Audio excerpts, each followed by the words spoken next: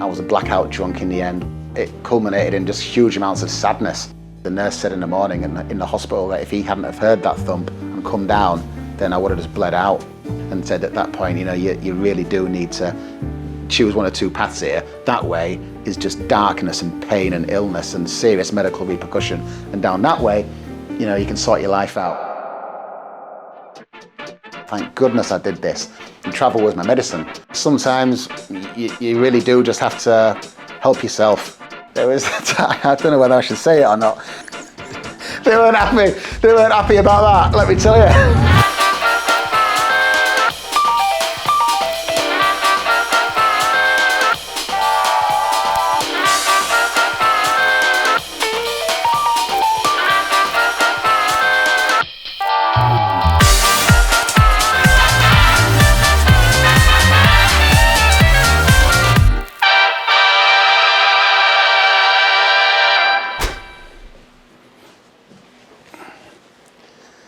Good setup this, fellas.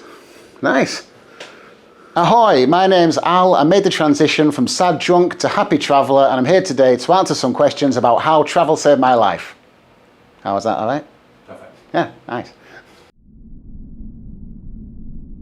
In a nutshell, travel pulled me out of a hole that I'd dug for myself over a long period of time by having no moderation with alcohol whatsoever, even from a very young age.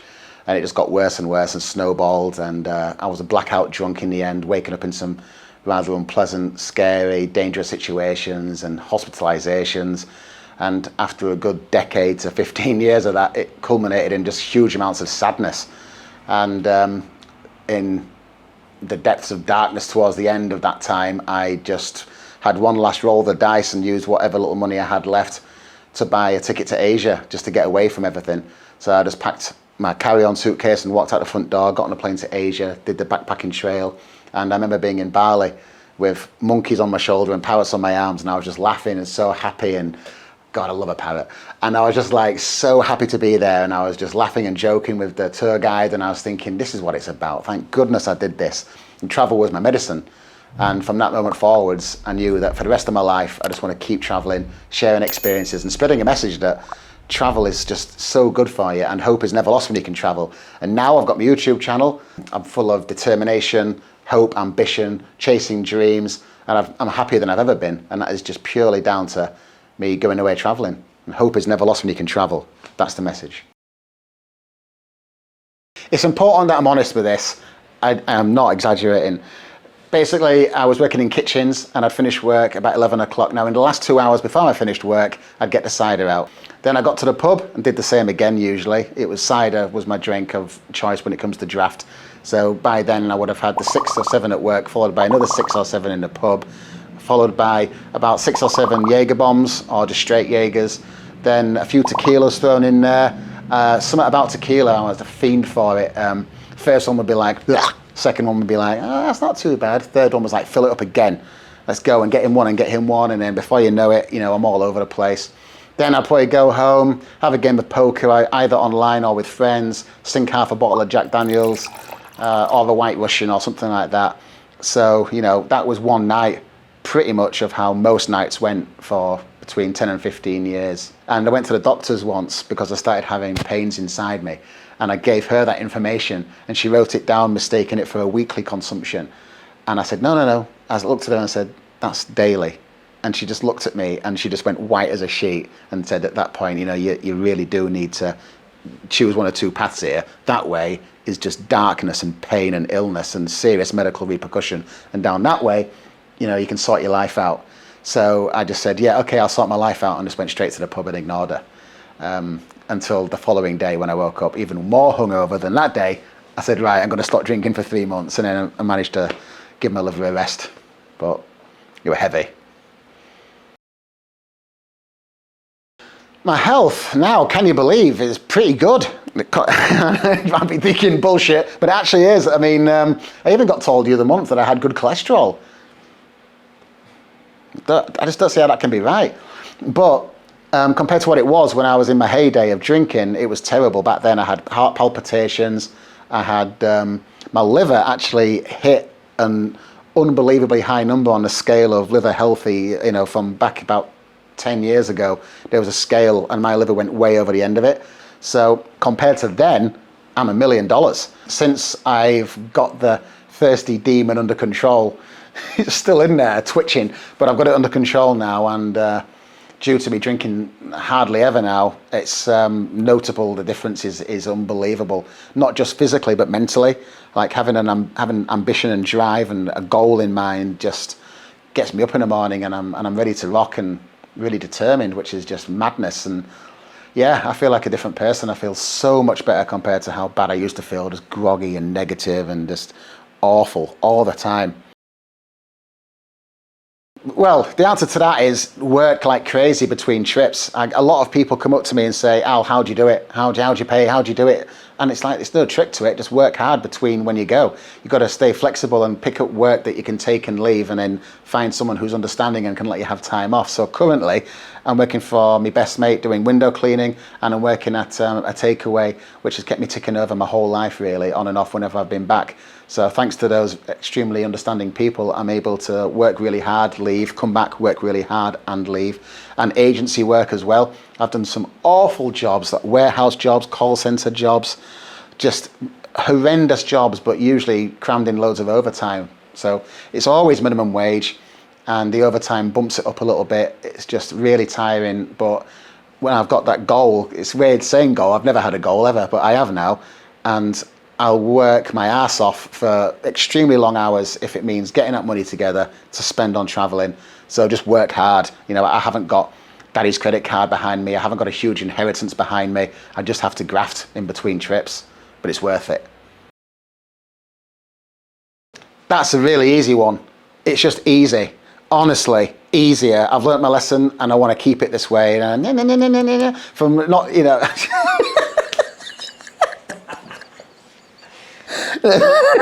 No, like, I don't know how to say it. I hate being nagged, and I want to do what I want to do when I'm going to do it.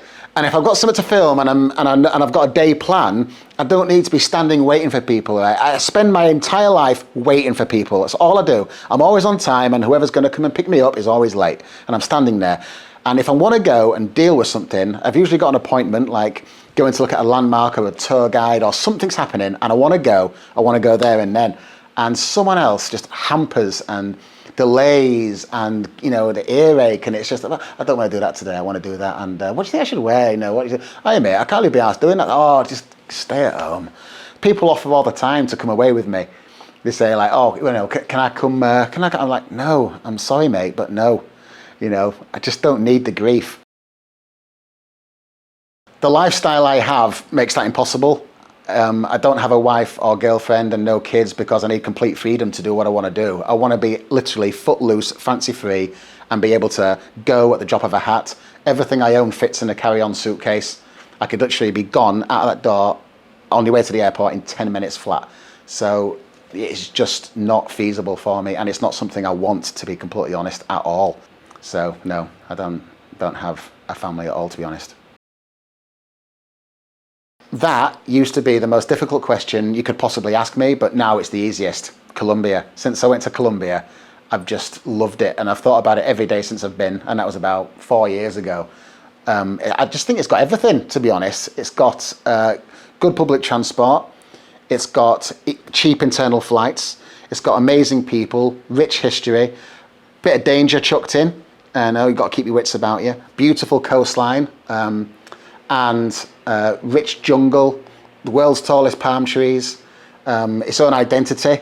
It's just, for me, Colombia is just perfect in every way, and I cannot wait to go back. Don't worry, we'll be going. I don't know how far to go with this. There's too many. The most embarrassing, like the number one most embarrassing. Well, there was, I don't know whether I should say it or not. There was, sorry, you can always cut it out, can't you? I woke up in my apartment in Manchester. I was living in Manchester for about 4 years, and I woke up in the morning and I rolled over in bed and I felt something between my butt cheeks. And I was thinking, oh no, you know, shit myself again, because that used to happen, to be honest, every now and again.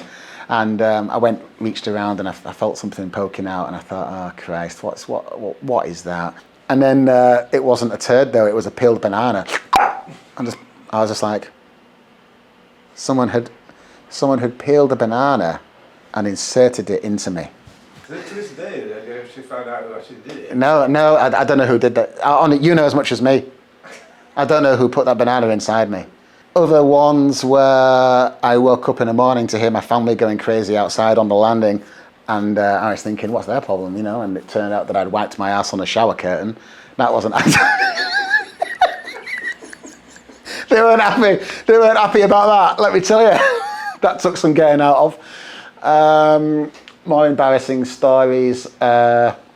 Because I was a blackout drunk, it just meant that 1 minute you're in the pub and bink, you just wake up. And wherever you wake up, it's a complete lottery. And it used to be outside, I went through phases like the graveyard phase. That was a dark time, that. I don't know how, but Junkie L just decided for about a 6-month period to every couple of weeks just seek out another graveyard and just sleep on someone's grave. I mean, it's terrifying waking up at 5 a.m, freezing cold, teeth chattering in the dark, on somebody's grave. You'd think after doing it the first time, you'd never do it again. But I was doing it often. Then there was the multi-storey car park phase when I always kept waking up on the top floor of multi-storey car parks, freezing cold. Doesn't matter what time of year it is. 6 o'clock in the morning, 5 o'clock in the morning is cold no matter what time of day, what time of year it is. Parks, I used to wake up in parks all over Greater Manchester, all over Kirklees. Yeah, there's been quite a few hospitalisations. The first one was when I was 16, drank a load of Holston pills and a bottle of vodka and was found choking on my own sick. A woman passing by fortunately turned me onto my side and got it all out of me, and then ended up in the hospital for that one. Then I climbed some scaffolding and tried doing a monkey impression, which didn't go well. Landed on a stone step, which smashed my stomach up pretty bad, my tummy, and I had like a black line of bruising across there. I couldn't breathe. It was terrifying, and I had to go to the hospital for that one again. And then the worst one, though, without a shadow of a doubt, was in Greater Manchester when I fell down the stairs and hit some skirting board, and it sliced my head open. And my housemate upstairs heard a thump, came downstairs and found me on the floor, down the stairs, and there was just a pool of blood getting bigger and bigger around my head. And the nurse said in the morning in the hospital that if he hadn't have heard that thump and come down, then I would have just bled out. So yeah. I'm sure there's another one, but I just can't remember it. I never had many problems with the law, to be honest. They used to wake me up. They used to wake me up in parks, and they used to wake me up on the street where I'd fallen asleep, or they used to tell me to stop doing stuff, but it never resulted in an arrest or anything like that, or a caution. So no, I never got in trouble with them. I used to get in trouble with security guards a lot more, especially in the car parks when they would find me asleep. It was always just someone finding me asleep or finding me doing something that I shouldn't have been doing, like the security at Trafford Centre shopping centre in Manchester. They found me pissing against a palm tree inside the shopping centre, which wasn't good. That was... Yeah, they didn't like that. They didn't like me at all in there. That's just one example. I'm not going to bore you with them all. But yeah, I was on thin ice in there. And that was a decade ago, and I still look over my shoulder and I still get really bad anxiety when I go in there, because I was thrown out of there probably at least a dozen times. How I kept my job in there. I used to work in there. How I kept my job, I'll never know. But no, never in trouble with the police. I think other people knew there was something wrong before I knew something was wrong. A couple of things happened where people were thinking, like, is he all right? Like, I know he's a big drinker and he's a party animal, but he's going too far. Like I was playing poker one night online with a friend of mine, and I drank a bottle of Jack Daniel's honey in 22 minutes, and he looked and went, is everything all right, Al? And I was like, no, I've run out of Jack Daniel's. That was how I thought. I did not give a shit about anything. And then, sure enough, just went and got another bottle and carried on. So other people were kind of coming up to me and saying, is everything all right? Is everything all right?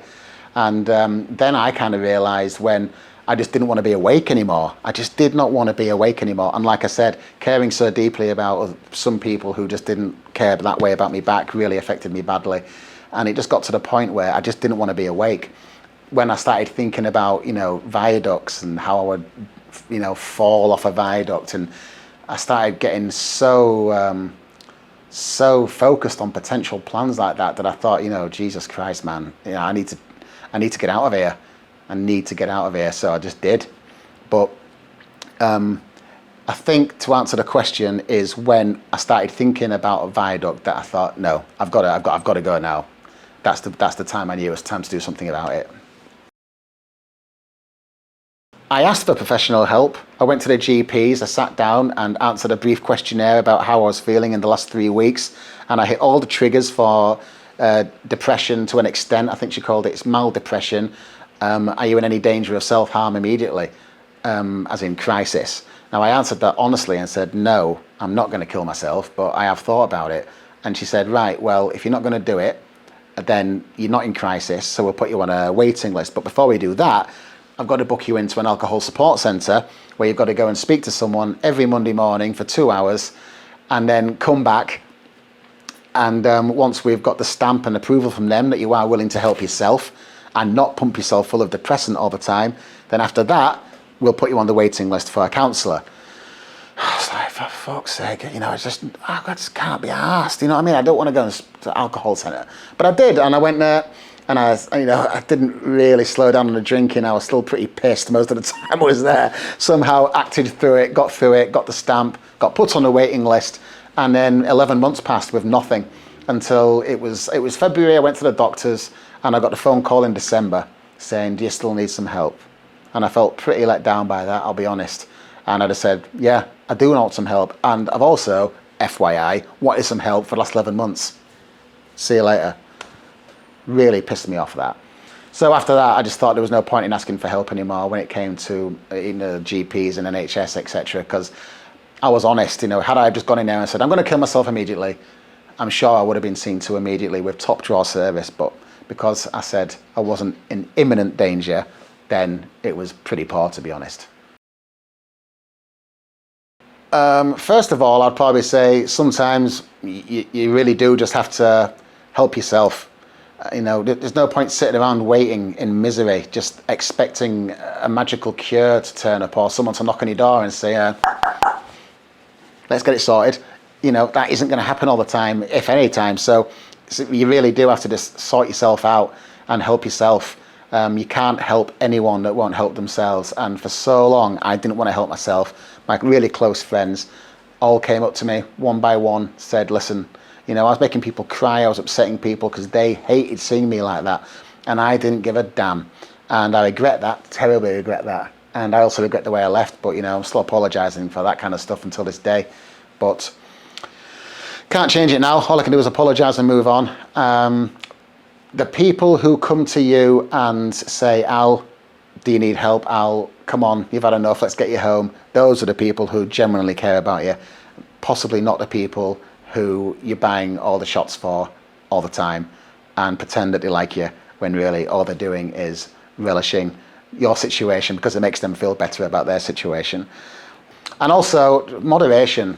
Alcohol provided me with some of the best times of my life. Parties, trips, my lads' trips, my birthday trips abroad. I have had a blast on alcohol and I've got so many fond memories of it, but I just always went too far. I spoilt it by going too far. And alcohol makes everything better and happy and fun and amazing until there's a fine line. And the second you go over that, and not just over it a little bit, I'm talking about diving head first over the fucker. After that, it's just darkness. So just try to stop as you approach the line or just over the line. Don't go too far because it can have the complete opposite effect as it was intended in the beginning to improve a situation and make you laugh more. Are we finished? Yeah. All done? Right, nice. Because we've got a plane to catch.